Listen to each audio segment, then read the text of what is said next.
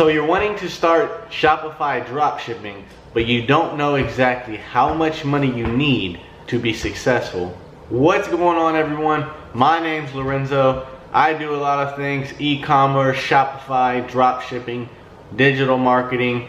If you want to learn how to make money online and quit your 9-to-5, then hit that subscribe button below. So one of the biggest questions I get when working with clients and working with people who do e-commerce and Shopify or want to get into drop shipping and making money online is, how much money did you have when you started, and how much do you recommend that I have in the bank to even touch this business model or get close to it? Most people who step into this come in with that fear of, what if I lose all my money on advertising and not get anything in return?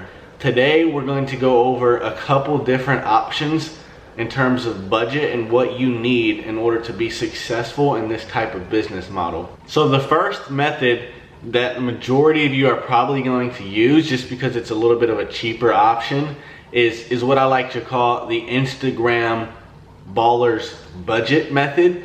Why I call it that is because it's primarily going to focus on using Instagram as your main marketing platform. Not so much Instagram in itself, but people who use Instagram, influencers, big celebrities, meme pages, stuff like that, people with high following. With this option, the range kind of just varies, but I strongly suggest to have at least $200 to $300 in your account, and that's just straight up cash that you can use to work with these Instagram influencers. The reason I say $200 to $300 is, let's say you guys start off with $300 and you want to start drop shipping and making money.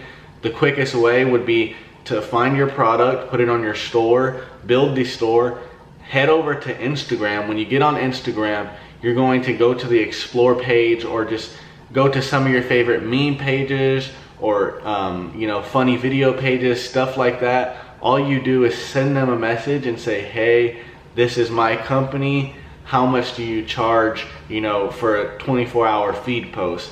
You negotiate with them, try to get them, a price that fits in your budget. You're gonna have $30 that you're gonna need for the Shopify monthly subscription. That leaves you with, $270. So you have $300, but in reality, you have, $256, because you're gonna wanna have $30 put away for your monthly subscription, and then another $14 put away for your domain. And that's just so you're not having .myshopify at the end of your store name. It just kind of looks, not credible. You're gonna wanna get that domain, register a domain, just so you have your company, and then followed by either .com, .shop, .store, something like that. So the cool thing about using Instagram influencers to start is you can pay, $20, $50 and have something go viral, and you end up making $10,000 off of $50. However, the con to that, it's a hit or miss. There's a lot of people on Instagram who have fake followers, so I strongly suggest to make sure you check whatever profile you want to use as your ad post. Make sure you check their engagement. How you do this? Go on social sites. I believe it's called like Social Blade or something like that. Look at their engagement. Go in the comments, the likes, and make sure it's real people, and they're not just engagement groups boosting each other up. If that's the case, it's going to really mess up the algorithm. Your ad's not going to be seen as much by organic people, and then boom, you're going to end up wasting $50, and now you're down to only $200 left, and you're contemplating, wow, was this worth it? I just lost $50. Do I even want to continue? Another reason why a lot of people start this way is, as I said before, it doesn't require much skill or mastery of the platform, because you don't have to learn how anything works with it, because you're not the one that's posting it. You don't have to worry about having this mass amount of followers. You find someone that already has it. The only thing that you have to be good at is, of course, making the ad copy, making sure that it's eye-catching, attention to detail, making sure that the offer is good, and that it leads to a great landing page that's going to convert. If you don't have any of that, you're going to just say, hey, here, Instagram influencer, take my $50, and you're basically giving it to them. So you want to make sure that, you know, everything in between, such as your store looks great, you know, your ad looks great. You might have to tweak a little things. If you spend 20 bucks and, you know, it may get 1 or 2 sales, tweak something, test it to see if, you know, hey, what if I change the title and put it in red text instead of black text? Then, you know, boom, it might pop out more and you might end up getting 5 sales this time. Because when you get, you know, data, what you're doing with Instagram is you're building up your pixel. You're getting that data, you know, your pixel a little bit dense. So when you go over to Facebook, you know, your pixel has enough data to perform a little bit better than it would if it was just a fresh pixel and didn't have any type of, you know, pixel fire, such as website visitors, add to carts, purchases, stuff like that. So the main goal, what you want to do with this Instagram option, is try and get as many people as you can to perform events on your site, such as visiting it, view content, view a specific product, add to cart, checkout, purchase, of course, is the main goal, but you want to just try and get as much as you can and stay profitable. So now that you kind of have a basic understanding of how, you know, the Instagram option works, let's talk about the pros and cons with using, you know, IG influencers. So we'll start with the pros first. One of the main pros of using IG influencers is the potential for high returns. What I mean by this is you can literally spend 20 bucks on an IG influencer and your post can go viral and you end up making $10,000. Your ROAS is insane, and it's something that you typically won't see as quickly when using Facebook ads. Another, you know, benefit of using IG influencers at the beginning is that you can, you know, get that data, as I was saying before, to use for Facebook and eventually just scale up your store and start making the big bucks. And of course, you know, another simple one is it's just a good learning experience to kind of get your feet wet in drop shipping in the Ecom game of how it works, and kind of working with IG influencers, negotiating with them. It kind of teaches you a little bit about how, you know, business in general works. So when it comes to cons with using IG influencers, there's a few cons that I want to touch on that are, you know, some of the biggest ones that I think. The first one, and probably the biggest one that most people would agree on, is the inconsistency of them. You never know what you're going to get, because you could, you know, sure, you can ask the, you know, IG influencer, could you send me your insights, your demographics, stuff like that. However, you don't know for certain if someone has real or fake followers. You don't know if those followers are actually interested in what you're, you know, offering. You know, you could say you're selling a watch. You could go to a luxury, you know, fashion page or something like that and ask them to promote your watch, which you might see a little bit better results, but that page might not have as many followers or might not have as good engagement, so you don't end up choosing that page. You go with the meme page instead that has, you know, 10 million followers. However, you come to find out, you try your product and then, you know, they don't end up liking it, so it's very inconsistent. Another one is there's not much, you know, scalable opportunity with it. What I mean by that is, with Facebook, you have the option to, you know, vertically scale and horizontally scale. You can, you know, increase your budget to, you know, reach more people that are interested in your specific, you know, offering. With Instagram, you can't really do that. Sure, you can say, hey, can I post again?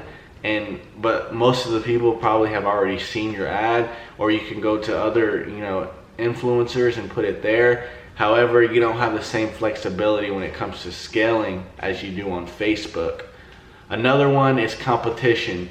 Nowadays, there's so many different people who are reaching out to IG influencers just because the rates are pretty cheap, and it's a quick way, like I said, to get data and start building up capital to then go to Facebook ads where, you know, all the big dogs go and start making, you know, consistent money. The competition, like I said, you just kind of have to try to find, you know, untapped IG influencers, people who don't, you know, do ads a lot. Typically what I like to do when I work with influencers is, first I would ask them to, hey, can you please send me all your insights, your demographics, stuff like that, just so I know what I'm working with. Secondly, I would say, hey, how many ads have you put on your page within the past 3 months? If it's more than, you know, 4 or 5, then I would say it's okay to do them. But if they say, you know, a number that's, you know, in the double digits or more, I would kindly just stray away from that, just because their audience is probably already used up and burned out of just seeing ads from this influencer. Another thing that I like to do when working with influencers is always, and I can't touch on this enough, make sure they do not post right before or right after your ad is, you know, put on their page. If it's post right after, then a lot of people, it takes a lot away from that organic reach, and a lot of people aren't going to end up seeing your post. They're going to be, you know, the feed, the way it works is it's going to show their post first because they just posted it and it's the most recent one. Always just to make sure they don't do that. Sometimes they may charge extra just because some influencers don't like having, you know, ads being their main picture for the day, just because they don't want to be seen as spammy or stuff like that from their followers.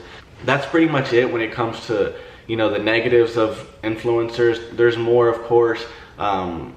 A good example is on one of my first stores, I spent like, I think $400 for a, you know, an IG post, and it was like a 12-hour post with I believe it was like a funny page, like iFunny or something like that, and it had like 12 or 14 million followers, and I literally only made like 40 bucks, you know, and that wasn't profit. That's literally, I brought in $40 in sales, but I spent 400, so I lost 360. Again, that goes back to the inconsistency with using IG influencers. So the next option is one of my favorite options. This is one, you know, that I use to this day. This is what I primarily like to use and even start off with. This is because I have more knowledge in this field and working with Facebook ads and working with the whole Facebook platform as a whole. Like I said, for most of you, you're not gonna have a clue to how to work Facebook ads, and if you jump straight into it, you're gonna end up losing your money and you know, eventually just say, hey, dropshipping, e-commerce isn't for me. But what I actually recommend, if you wanna start, you know, with Facebook ads, if you wanna just jump straight to Facebook ads, or even if you already know how to do Facebook ads, I would say to have at least $2,000 to $3,000, you know, saved up, because you want to have enough in the bank to where if you lose half of it, you still have some and you're not just completely broke. Why I say that, you know, at least $2,000 to $3,000 is because Facebook, unlike Instagram, it deals with a lot more testing. You have to test out, you know, different creatives, you know, images versus videos, you know, mobile versus desktop, different countries. You can target so many specific, you know, areas that you're going to have to test so many different areas to see what actually works, what's profitable, you know, what's worth spending your money on. You don't want to, you know, spend 50, 200 bucks a day. If you're getting one sale and bringing in 50 bucks a day, then you're just going negative 150 a day. Sooner or later, that $2,000 or $3,000 that you have is just going to be completely empty. So before I end the video, I want to briefly touch on the pros and cons when it comes to Facebook ads. One of the biggest pros is that it's a lot more consistent than using IG influencers. That's why I like to use it. Plus, I know a little bit more about it than most people. Another pro being it's a lot better for growth in the long term. And you know, you could scale it and it'll help the business more long term. It's not some, you know, 24-hour post that you post and then after that you got to worry about finding another influencer, or, you know, worry about where am I going to get traffic from now. It's more so you can have an audience of, you know, 5 million people, for example, and just have your ads continuously to run and continuously generate money without you having to touch anything. It's pretty much on autopilot for you. Now with the scaling, you know, it's pretty simple. Like I said, you can just increase the budget to scale it vertically, duplicate ad sets, make different ad sets, test out a lot of different, you know, ad copies to see what works and scale it that way. With IG, you can't do that as much because, you know, you're going to end up burning out that influencer, having to find another influencer. So it's a lot more difficult to scale with IG. Now the cons with Facebook, It's very, very difficult to master. It's something that if you don't know what you're doing, you can go in and literally with your $2,000 and lose it all. You know, within, you know, a few days, a week, a month, depending on your budget, you can lose it all and not get any sales. And then you're gonna be like, wow, why did I listen to this guy? Like, what am I gonna do now? I don't have any money. This was all my savings. I'm just gonna quit drop shipping, you know, go back to working a 9 to 5. So that's why I say don't start with Facebook ads unless you know kind of how the platform works. You have a very good understanding of what you're going to do. Your product's a proven winner, stuff like that. Another, you know, negative with Facebook ads is it's pretty expensive. It is, I believe, like the second largest marketing platform out there besides Google. With that being said, there's tons of companies that are spending a lot more than you. So they're going to outbeat you in the auction. The way Facebook ads work is it's like an auction market. You know, you kind of just, your ad is in bid with another ad, and whoever wins that bid, you know, spends more to get that bid, that person's actually going to get that customer and get the sale. So another con with Facebook ads is the learning curve. It's, you know, it's a real steep learning curve. It's, like I said, it's hard to master. It takes a lot to learn. You know, and not just a lot of knowledge, but also, you know, a lot of money, because you have to continually test and test and test to see what works. You know, majority of Facebook when you're first starting out is just testing different creatives, testing, you know, different audiences, figuring out how to set up your columns, stuff like that. Like I said, it's real advanced. This is why, you know, I suggest if you want to get into it and get capital as fast as you can, maybe start with IG influencers. You know, sure, if you start off with a couple $100 and you get to $1,000, $2,000 in capital pretty quick with IG influencers, then go right ahead and move into Facebook, because now you kind of have an idea of how the process works. You know how to fulfill orders, you know how to build ad copies, you know what works, you know that your product's a winner or not, stuff like that. Well, that's pretty much all I got for this video. This is just to give you guys a basic understanding of how much money you actually need to be successful in drop shipping. You know, you have, like I said, the Instagram option that's a little bit cheaper. You know, build capital up front pretty quickly, and then the Facebook option, which is a little bit more advanced. That's eventually where you want to get to. Of course, it just takes time, a lot of testing. But I hope you guys really enjoyed this video. If you could give it a thumbs up, you know, subscribe, turn on the notification bell, comment what you think down below. Every 100 subscribers, I'm going to be giving away $100. To enter, all you have to do is just be subscribed, like the video, and comment something down below, and you're entered to, you know, win that $100. Anyways, hope you guys enjoyed the video. I'm out. See y'all in the next one.